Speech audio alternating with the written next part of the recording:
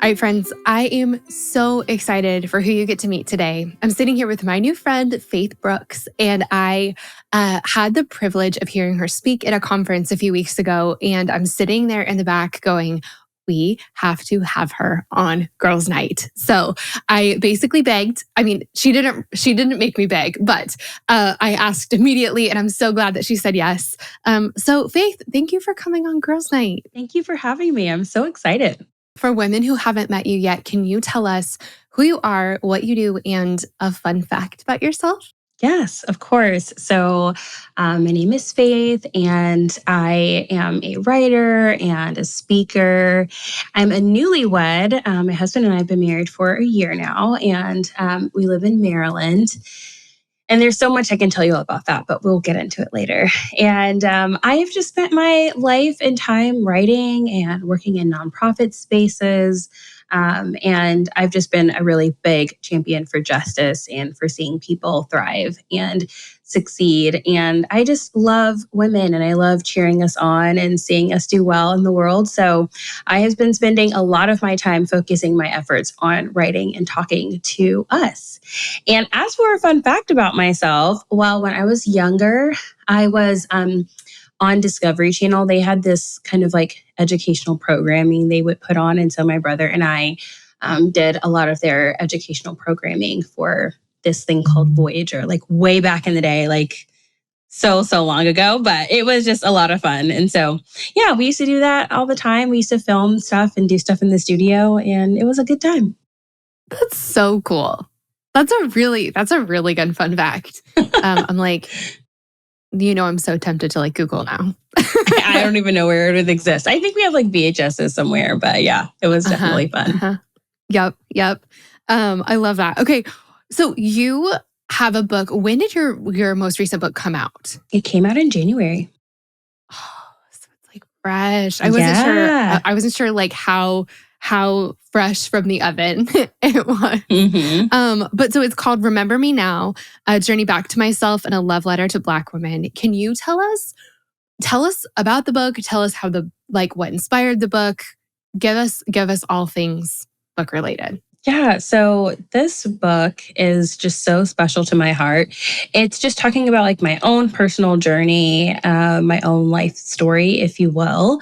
And it's also, at the same time, a book that is this encouragement and love letter to Black women. And it's a book that I have found that really so many people can relate to. I've had so many of my friends say like, oh my gosh, like I relate to so many different parts of, your story or the things you're talking about. And, I talk about identity and finding yourself and feeling loved or unloved and how to heal and healing from trauma. And I also talk just about my own, family history and where I come from and why that's important. And so there's just so many different aspects of, this book that mean a lot to me. And I was really inspired to write it in 2020. And I saw, so much of what happened with Breonna Taylor. And I saw that when her police report listed her injuries as none, that really struck me. And I thought, man, like, is that how people feel about us? Like, is that how people, think of Black women? Like, how will we be remembered? How will our stories be remembered? And so I was like, you know what? I want to write a book and I want to call it Remember Me Now. And I want to encourage people to, know us, know our stories and know our names. And so I decided to write my story in hopes that would, be a good conversation starter. And this book, while I've written it to Black women, it is a book that anyone can read and glean from. And so many of my white friends have read it and said, oh my goodness, like I relate to so much of what you're talking about and I've learned so much. And I'm so glad you wrote it. And it's just something that I hoped that would touch people. And there's so many different letters and poems I've written throughout the book that I would hope speaks to people's hearts for different areas of their life and where they're at. I love it. There were so many things that you shared during the session that you led. The conference was all about dating. And so that's really a lot of what I want to talk about today. But so many of the things that you shared were about like how we see ourselves and how to, and like where that's come from and then how to change that. And that's been such a through line in my own life and my own story. And so there were so many things where I'm like sitting in the back, just like, yes, that, yes, absolutely. Everything that she just said. And then we'll talk about this in a little bit, but there's one like thing that you shared where I was like, I have so many feelings about this. And so we'll get to that. It's about how we deserve to be treated while we're dating. Mm-hmm. Can you tell us more of your story when it comes to relationships? Like, what did your dating journey look like before you met your husband? Yeah, so I was raised in a time, especially like with purity culture, when dating wasn't necessarily celebrated, if you will. It was, you were just supposed to wait well, and you were supposed to court. And and so, the idea is that, you're going to meet this person and they just want to be your husband, and that's just how it's supposed to go. That was not how it was. And so I did not have a boyfriend until I was 20 years old. And I had met him in college. We dated for a few months.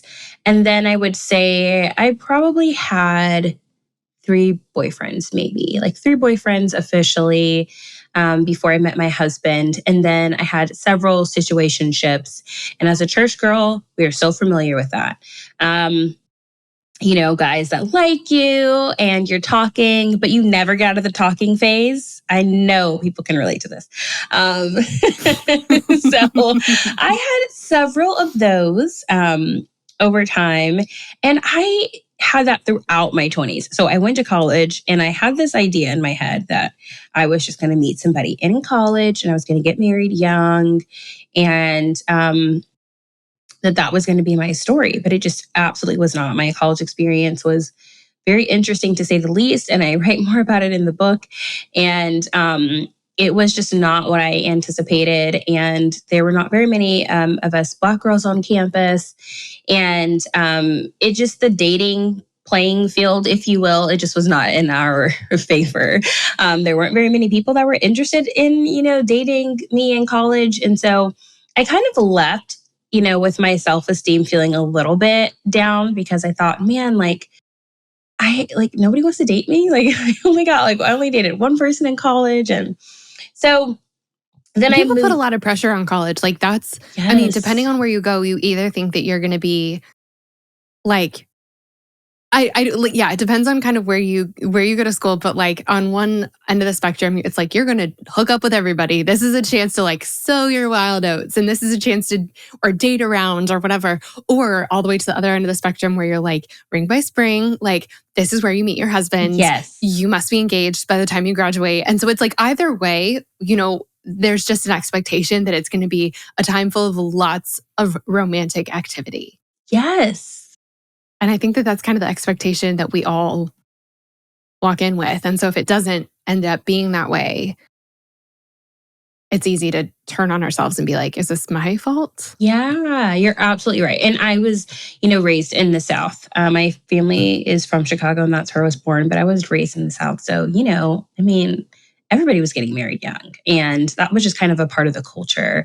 And I went to a private Christian school. So it was even more heightened, because it was like this, every school has their own things, but at this one, it was like you could walk around the prayer walk this many times, and that person's probably going to propose to you. And it was just like weird stuff like that. Did that happen to me? No, but there was a little like rumor-ish thing, and so it can really set you up for so much disappointment when you go into school and you think that is, that's what you're anticipating. And so it probably didn't help that I had this lady that I used to work at a daycare for. It was a small little daycare. And she told me, you try to meet somebody while you're in college, because when you leave college, it's incredibly hard to meet somebody.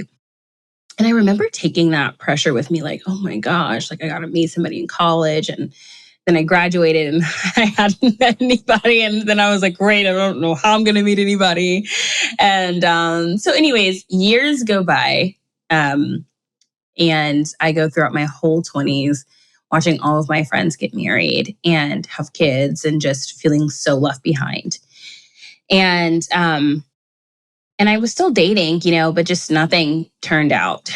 And so when I turned 30, I was like, okay, like, I am ready for like a change. I really want to meet the person for me. And there was a friend of mine who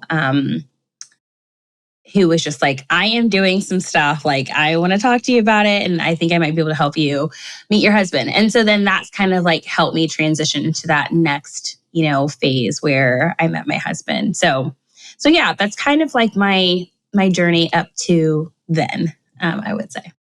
Oh, I love it. Okay. Well, I feel like well, maybe we'll let people hang on for another minute because I feel like everyone's like, okay, so then how'd you meet? And tell me about him. Um, Talk to me about some of the things that were the hardest about that time when you were single, when you were feeling disappointed, and like for women who are going through that right now, like what are some things that you like if you could go back and tell yourself some things in the midst of that, what would you tell yourself? I think one of the hardest parts was feeling like I was being left behind. And also the older you get and you're single, the more you just feel out of place. You can feel like this in church settings, social settings, um, because there's so much focus that shifts to like marriage and the family. Mhm. And also, there's this other side of it where the assumption is that you can just be the babysitter or you don't want to hang out. Like, can you come over and watch the kids? And it's like, wait, like I still want to have fun too. And, um, and so I just really found myself, feeling like I was just out of place and like I didn't have a spot. It was enough that I wasn't married, but then like also moving into the fact that most of my friends had kids young. It was also the fact that just I was in a different phase of life than them. And in many cases now, I mean, I still am, I don't have kids yet. And so I am just older in a different phase of life. And that really caused me to have a lot of questions. And it also meant that there were so many changes to my friend group outside of a few core people. Because, when your friends get married, and then have kids, like their priorities shift and change, and the relationships don't always look the same. And I don't fault any of my friends at the time for that. That's just kind of the natural, normal thing that happens over time. But it does happen, which meant that I would cycle through friend groups like, okay, these people are single, we're friends, we hang out. And then those friends would get married. And then I would cycle through another friend group. And so I just felt like it was a lot of change and transition in friendships, which was hard for me. And then it was also a lot of feeling out of place and then even struggling with my identity and feeling beautiful. And I think if I was to say anything to myself back then, it's you're more beautiful than you think you look, And in this moment, you feel really hard on yourself, but you're beautiful and you're confident and you're right where you need to be. And everyone else's timeline, it doesn't have to be your timeline. And that's really hard to hear right now. But when you get to the place where you want to be, you will feel like it's well worth it. It was well worth the wait. Mm, I love all of that. Um, what are some of the things one of the things that I resonated with the most when you were talking at the conference was about identity and about feeling beautiful and how like what has that journey looked like for you and what are some of the things that have helped the most to like help you feel like confident and beautiful in your skin? Yeah, I think one of the things that even still helps me to this day is just, reminding myself that like who I am as a person, who I am is not like tied into just my body, just my physical appearance. It is so hard to disentangle yourself from that, especially when we live in a society where you're judged by the way that you look. And that's the first thing people see. That's the first thing people have comments on. And it's oftentimes the thing that we're the hardest on ourselves about. And I had to remind myself, like, I am not my body. I'm not my weight. I'm not my hair. I am like beautiful. I'm the woman that, God called me to be. And it's sometimes like not, it's like easier said than done, right? Like it's easy to say these things than it is to actually like live it out. But I just had to make this a practice often in my life. It couldn't just be like a little pep talk I gave myself and then moved on from. It was something I consistently had to make sure I reminded myself of. And if that meant I needed to write 10 positive things that day about myself and about my life, that's what I did. I would write it even when I didn't feel like I believed it, even when I felt like unsure of myself. I would speak the things that like I really wanted to see and believe about myself. And not only that, I surrounded myself with good people, people who were going to encourage me, people who were going to gas me up and not people who were comparing themselves to me or, saying things that might cause me to, feel bad. Like these are just like people who said, you know what? I see these things in you and I'm proud of you. I think you're beautiful. I think, because we all have those days, we're human, like where we don't feel as strong or we don't feel like we look the best. Like that's pretty normal. That's natural. But the thing is we can't give into believing that.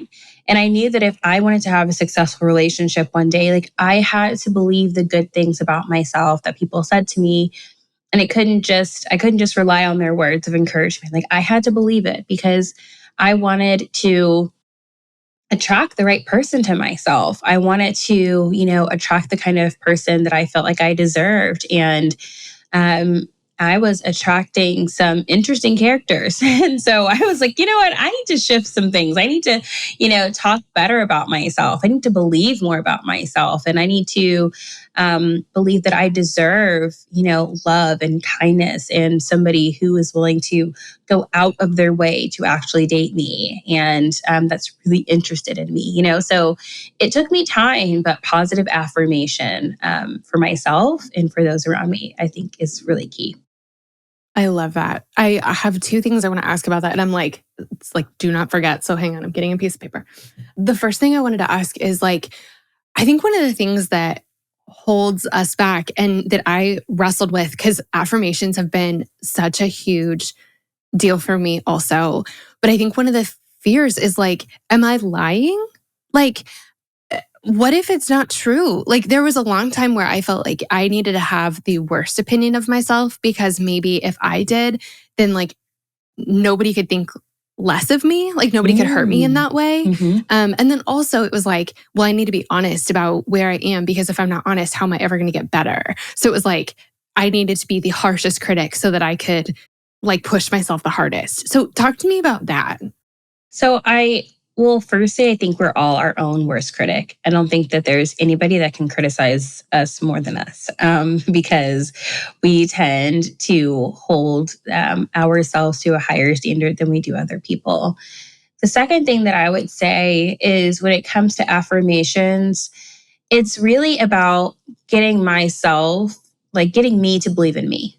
Because if I don't believe in myself, I really won't have the success and like get in the direction of where I want to go. So even if I know that there's things that I need to improve in my life, I need to believe in myself because I want to be able to do those things. If I have no belief in myself, if I'm just hard on myself, to me, like that kills all motivation because then I'm like, okay, well, it doesn't matter because I don't know if it's going to happen. I can't really see myself doing it. So I'm just going to give up and I'm just going to throw in the towel. And a big part of changing and shifting mindsets is that in order to do that, we have to really talk to ourselves. We have to retrain our minds.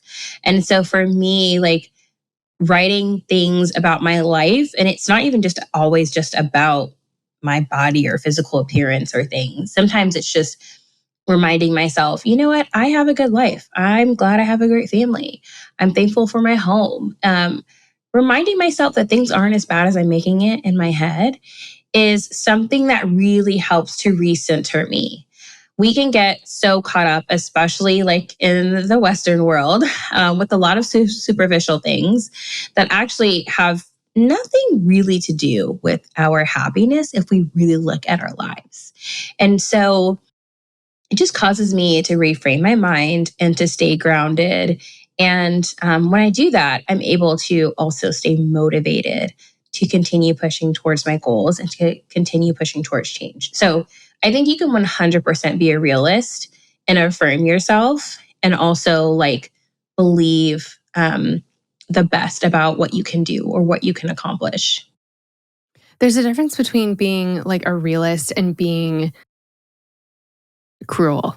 Yeah. And I think that that's like the line I didn't see. Like there's a world where we can be well, and also I think that there was also a long time where I thought that the way to motivate myself was through fear or anger or judgment or like cruelty, you know? So Mm-hmm. it's like there wasn't the voice in my head wasn't saying like, hey, this morning, let's get up and let's go for a walk because that is what your body needs. And that's, kind way to treat yourself or whatever. I would get up and say things that I would never say to a human to myself to get myself up and moving. And like, that's just sort of a random example, but that's like, Mm-hmm.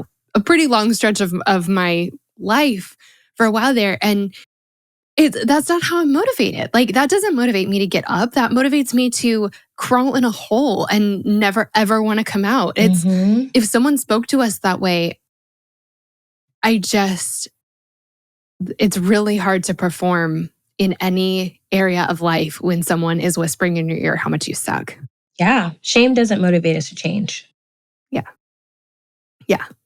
Tell me, I want to just walk into this a little bit more. We kind of just touched on it, but specifically in dating, you said you knew that something needed to change because you were attracting guys who were like this, and you wanted to attract guys who were like this.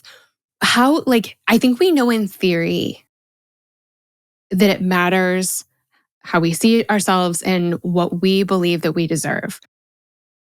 But, like, how does that actually play out in real life to affect our dating life?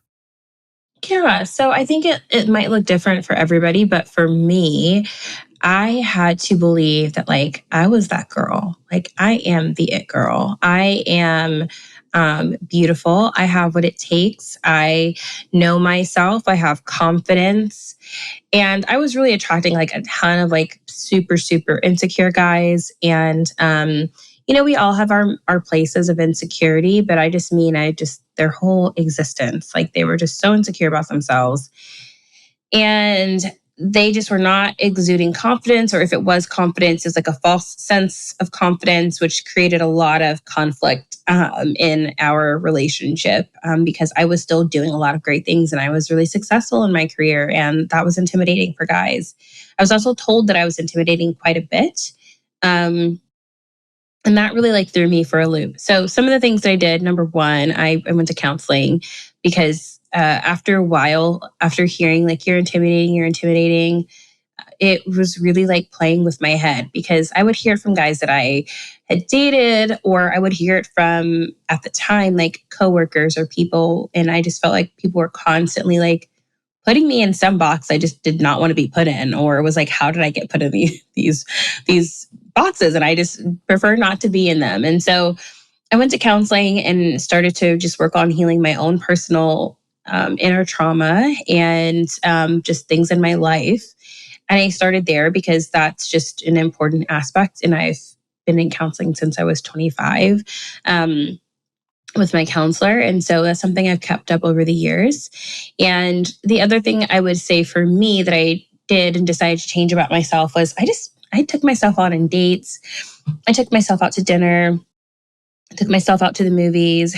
And I just created experiences for myself that I enjoyed. I wanted to get to know myself. What do I like? What do I not like? What do I enjoy? I started trying to do those things and cooking and hosting parties at my house, just doing things that I liked and figuring that out for myself. Because when I was really, insecure about myself and trying to fit into, what these guys wanted me to be like, I was still compromising aspects of, myself. Whether it was trying to change the way I dressed or, trying to like please them by what they wanted by, whether it was agreeing with their statements if I didn't agree with it, or trying to, dim myself down a little bit so they wouldn't feel like I was shining too much. all of these things. And it just wasn't healthy. And I had to say to myself, like, am I willing and okay with being alone if I don't meet somebody that I feel like I can be my full self with? If I don't meet somebody that I can't be successful and happy um, and just the leader that I know I am. If that doesn't happen for me, then can I be okay with being alone? And after a while, I became more and more okay with it. And it's because I became more okay with myself. It didn't mean that I still didn't have the desire or that the desire went away. The desire for companionship never went away. I just started to learn more about myself that made me okay with being by myself, if that makes any sense. And so,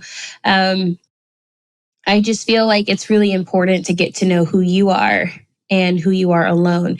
Because once you do get married, your life changes and your life is not just your life anymore. It's your life and this person's life. And so I used to I did my best, and I think I did well to soak up the advice other married people gave me, which was live your life.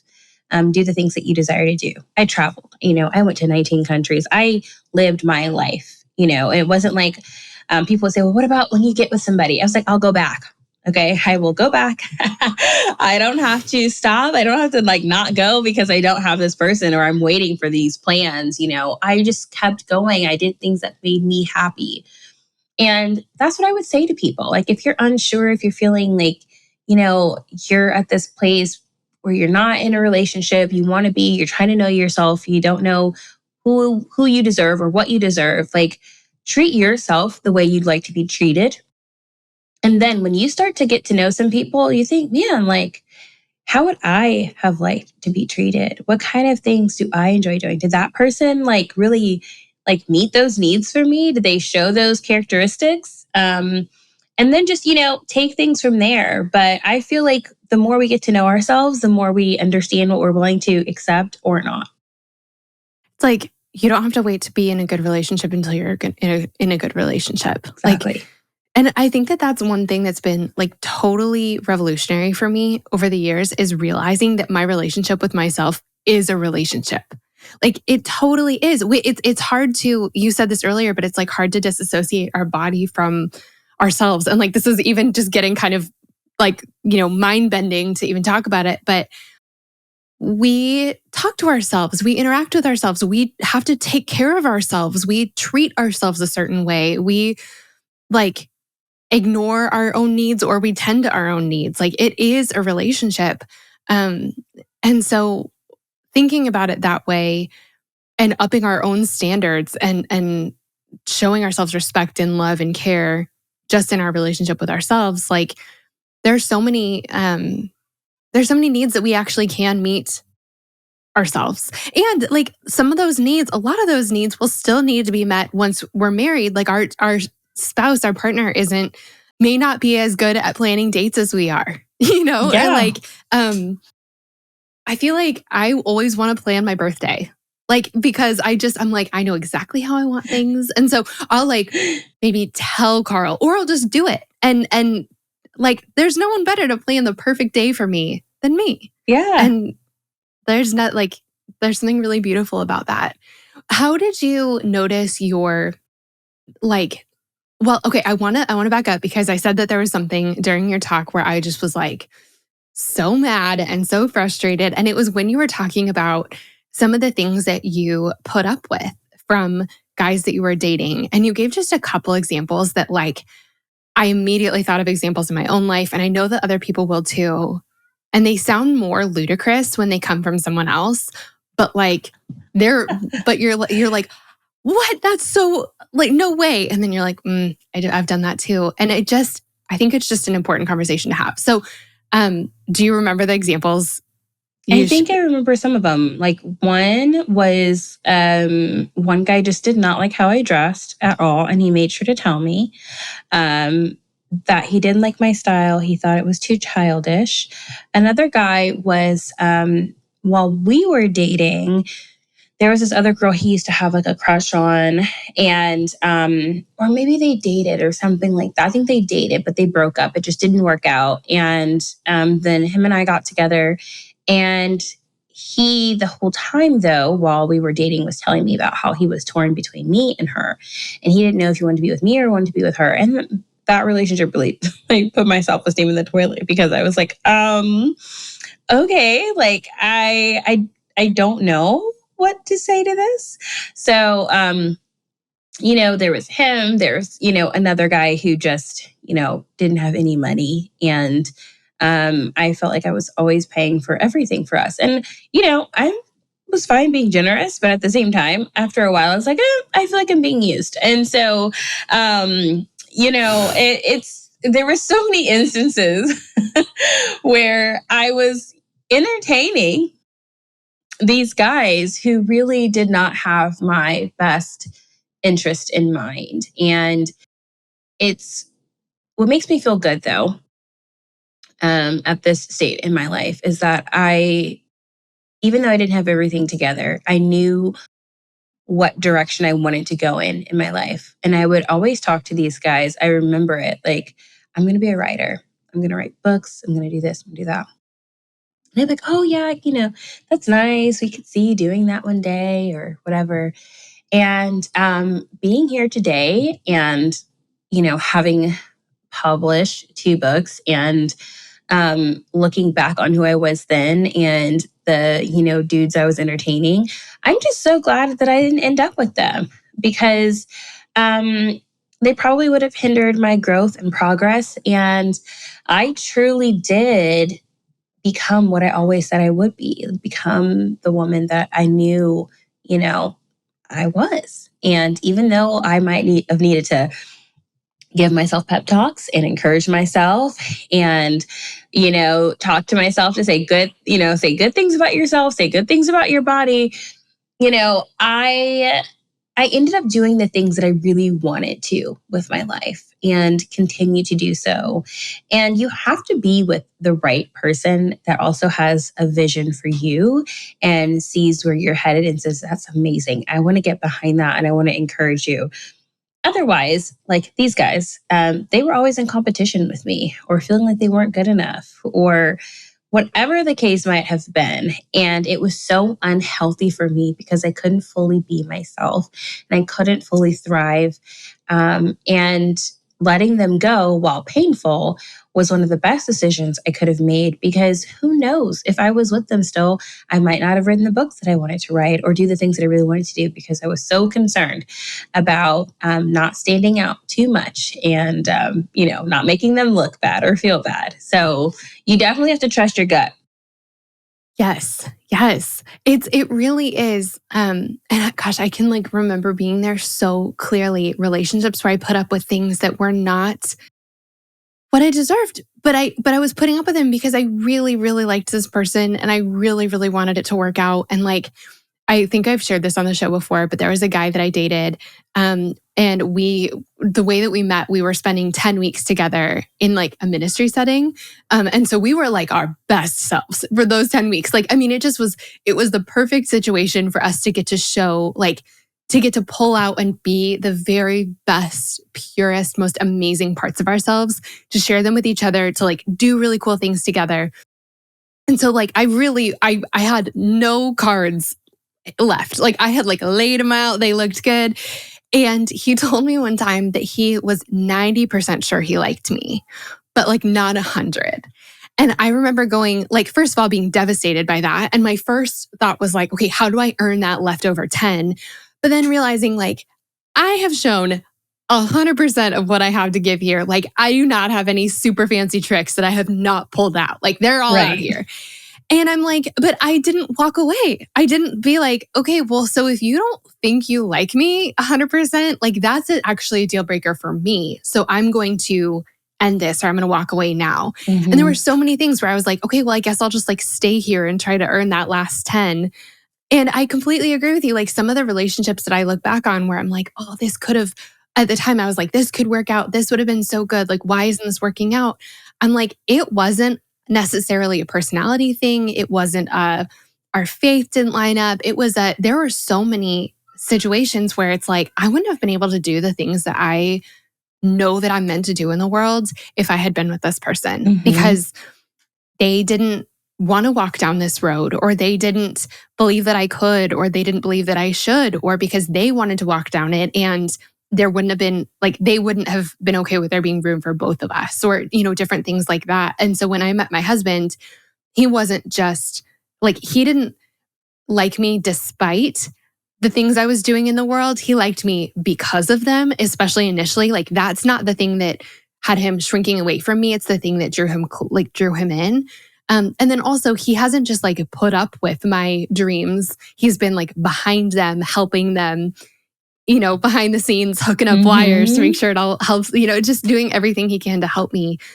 And I think that we, at some point along the way, or maybe at many points along the way, we kind of have to choose. Like, we have to choose between, do I want to be my full self, or do I want to be with this person? And I love how you're saying, like, the way that you were treating yourself, the way that you were loving yourself, you knew you wanted to pick you. You wanted to be your full self. And it wasn't worth it to be with this person to keep him but lose you. Right. Exactly. Something that I'm trying to decide if I want to tell us how you met your husband. Yeah. So that's a really fun story and very unconventional, I will say. But we met because my friend was doing a matchmaking service. And I actually kind of thought she was joking, to be honest. But I love watching dating shows like Indian Matchmaking, Love is Blind. If there's a dating show, I've probably watched it. And so I was like, you know what? This might be fun. And so I messaged her and I just said, I'm really interested in whatever you're, doing. And she said, awesome, I'm going to send you an application. And I was like, oh, wow. Like, she's really serious. She's sending me an application. So I was like, I have a friend. Here's his picture. Yeah, exactly. Text him. I had no idea what she was doing. I just thought she was just going to, like, here's his friend, y'all meet up, kind of like a blind date type thing. And, but anyways, I ended up filling out this 3-page application, and she asked for references, and I was like, oh, wow, she's really serious. Okay. So I gave her references, and then she set up a meeting with me because she was like, I want to talk through all of your preferences and just, get to know more about what you're looking for and see if I have somebody that kind of meets that criteria. So I talked to her some more, and then she said, okay, like, I think I have a person in mind for you, but give me some time. Let me look over your profile and his, and then I'll get back to you. So she asked me if I liked nerdy guys. And I said, yeah, I do. I have a soft spot for nerdy guys. So we ended up, she connects us via email, but only with our initials. She didn't tell us each other's name because she knew that we would go try to like internet stalk each other. And she felt like that could ruin it because, who a person is like, is not always like who they are online. And so it's really important to get to know that person for who they are. So all that being said, I had no idea what he looked like, and I had no opportunity to look him up before meeting him on Zoom. I said I was open to a long distance relationship. So this person was long distance. So Zoom was where we met. So we met via Zoom, and we talked, and she kind of just introduced us to each other and told us why she matched us together and some of our hobbies and stuff. And then she said at the end of the conversation, Marcel and Faith, I'm going to give you all each other's numbers. And Marcel, you need to call Faith and let her know if you want to continue talking, but she's not going to reach out to you first. So after that conversation, he reached out to me like 15 minutes later, and we talked on the phone and really played it cool, made you sweat. Oh, yep. For sure. Yeah. And we talked for like a few hours, I think. I can't remember, but it went really well. And obviously, we've been talking ever since because we got married, but it was cool. I mean, I don't think either of us ever expected to meet the person that we would marry via a matchmaker, but it's what happened. And so it was just really amazing. And I loved it because I've been doing online dating, and I was like, you know what, at this point, I might need to try something unconventional. So it worked out really well. And we're really happy that it happened for us. I feel like I know that this happened at the conference. Everyone was like, what's the name of your matchmaker? So you definitely don't have to give it, but maybe like talk through, because I know she has like a process or like for women who are maybe wanting to explore this venue, Mm-hmm. what can they do? So my particular matchmaker, she's like closed for now. I mentioned I mentioned her at the conference and like her email literally blew up and I was like, oh my gosh, I meant to tell you. And so She's like, what happened? You're like, I gave your email from stage. And so she's like on pause for now. But I don't know a whole lot about other matchmaking services, but I know that there are some. And so I would say, never count out something unconventional to meet your person. I also tell people to network. You should be networking and encouraging your friends to network with you and for you. So if you have a friend that's, married and ask hey, do you have a friend that knows a friend that knows a friend? You never know. Like, these days, like how you can meet somebody. I always encourage my friends who would just be like, oh my gosh, like you're such an amazing person. And like, I want to see you with somebody. I'm praying for you. And I would say, you know what, thank you so much for praying, but Faith Without Works is dead. So please get out there and start networking for me. And I would greatly appreciate it. And so, because after a while, the older you get, the more people will still tell you you're young, all throughout my 20s. You're still young. It's fine. It's no big deal. I get into my 30s. You're still young. It's fine. It's no big deal. That does not help people because the older you get, the more you change, especially if you're a woman and you want to have kids, the more your body changes and all these things. So those little anecdotes are actually not encouraging at all. So I would just say that having people you can say, hey, listen, thank you so much for your encouragement. Do you know anyone? And if you don't know anybody, like, are there matchmaking services that you know of or would recommend or that you can look up, yourself to get information on and try? It just never hurts to get outside of your comfort zone. The other thing that I would say is you obviously want to be with somebody that you're attracted to, but oftentimes, like, we have these, like, unrealistic standards that I think hinder us from like being with like a good person. And some of it's just like vanity. So for example, my husband is not tall, he's short. And I almost didn't even want to be with him because I was like, he's short. Like, I don't even know if I can even do that. Like, and me and him went back and forth about it. And I never told this to him. I never said to him these feelings because I kept them to myself and or to like a family member when I was saying like, I don't know. And the one thing that really got me was my older brother who can always just get me. He said, Faith, if you're saying that this man has everything that you want in a person, and the only thing is that he's short, then you just want to be single and you need to accept that and just be single. And I was like, oh, and I just could not believe that he said that to me. But he was exactly right. Because if I was literally like right in front of the person that I felt like just clicked with me, it was my person. And the only reason why I didn't want to be with them was because of, like a vanity kind of thing, then that was a problem within me. And he was 100% right. And so, I have learned from my own mistakes and how I like was thinking and even had to talk it through like way later with my husband. But I'm just so glad I didn't let that hinder me from being with like my person. And I just think it's really easy these days with social media and all these other things to compare and I want this or I want that. And it's just like more than just the physical things, of course, be attracted to that person. But more than that, like it's their character, it's who they are, it's how they show up in the world. These are things that matter more than anything. And once you get married, man, oh man, you're going to see that because you're up close and personal with somebody. And Yeah. so all of those things that really matter, you want to make sure you have that in a person. Yeah. Yeah. I was I was with a group of girls last week, and one of the girls was talking about how she really likes this guy. And she was like, but he's way shorter. Or he's like, he's not way shorter than her. She said he's not taller than me. So I think maybe they're like the same height or something. And like, I get that. Like, I'm 5'9". I've had the conversation too. But and she's like, yeah, he like isn't my type and he's, not taller than me.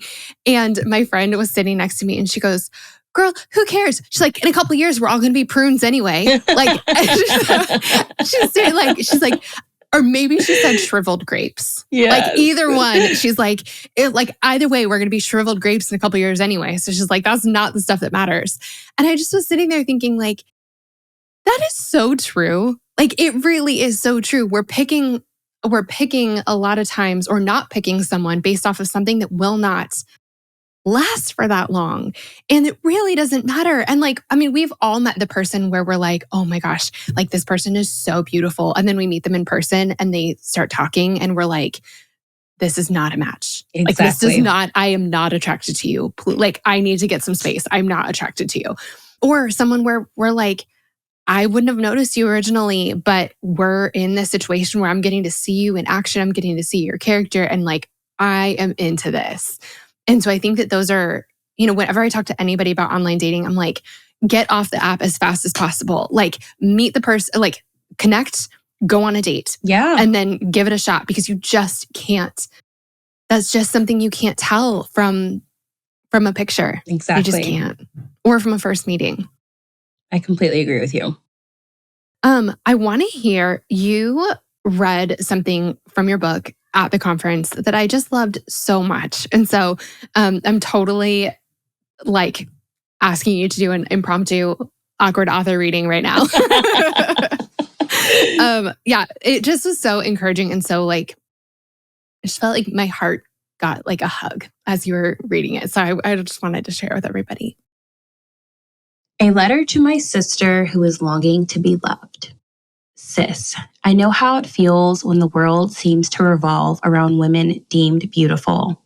When your skin is too dark, your hair too kinky, your curves too curvy, or your body too skinny. You feel like you don't fit. You don't get asked out as often as other girls. Many nights you feel lonely and can only begin to imagine what it would feel like for a significant other to truly love you unconditionally. Or maybe you can't relate to that. You are what the world defines as beautiful, but you still feel ugly. You don't see what everyone else sees. You obsess over your body and maintaining your image. You get asked out on dates all the time, but have started to see that most aren't interested in who you are as a person. They just want to be seen with you by their side. Your friends say, you always get the guy, or you're so beautiful, I never get the same attention as you, or what is it like to pull whoever you want? How can you complain about getting mindless attention? You don't have an outlet to express your insecurities because you have what everyone says they want. You dare not be insecure, let alone complain. Or maybe you're the girl who has found herself once again hanging up a bridesmaid's dress and wondering when her turn to be the bride will come, or if it will come at all. Maybe you're wondering if something is wrong with you. The words, "Am I unlovable?" are silently whispered in your soul. So quiet, no one else can hear them. You're tired of all the cliches about love coming to you when you least expect it. Some people will leave you feeling like you're an old woman if you're single at 30. Don't let people's timelines and poor theology spoil your fun. Enjoy your life. Resist the peer pressure to follow the same old path. Carve your own path and write your own story. I know how you feel. Your thoughts ebb and flow with positivity and negativity about singleness. On one hand, you're proud of the life you're building as an independent, single Black woman, and at the same time, you wish for a life you can build and share with a partner. Tired of being strong and fierce, you long for a space to be soft and tender. Freely acknowledging your longing to be seen and loved and known intimately. Your heart has room for those feelings to coexist. You aren't crazy for wanting to be loved and spoiled by a partner who adores you. You deserve the best, sis. I can't promise that serendipitous love will find you or that you'll have a love story unfold like Love and Basketball, Love Jones, or Brown Sugar. But if your past is haunting you and making you feel like you'll never find your person, I encourage you to open your hands, open your heart, open your eyes, and open your mind to the goodness you want to receive. Fear will hold you hostage and cause you to close your heart to love. You have the ability to cultivate a good life where the shame of your past doesn't grip your soul. Let yourself experience love and loss. A time of loving and letting yourself be loved is never wasted. Faith. I love it so much. Faith, thank you so much for coming on the show. Thank you so much for your story. Thank you so much for your wisdom. Thank you so much for your words. I feel like we're all just going to be rewinding that and listening to it all over again. And you guys, we're going to have links to everything faith related on our show notes. We'll have links to her books, to her social media, just so that you can follow her and so you can be friends. But friend, thanks so much for coming to Girls Night. Thank you. Thank you for having me.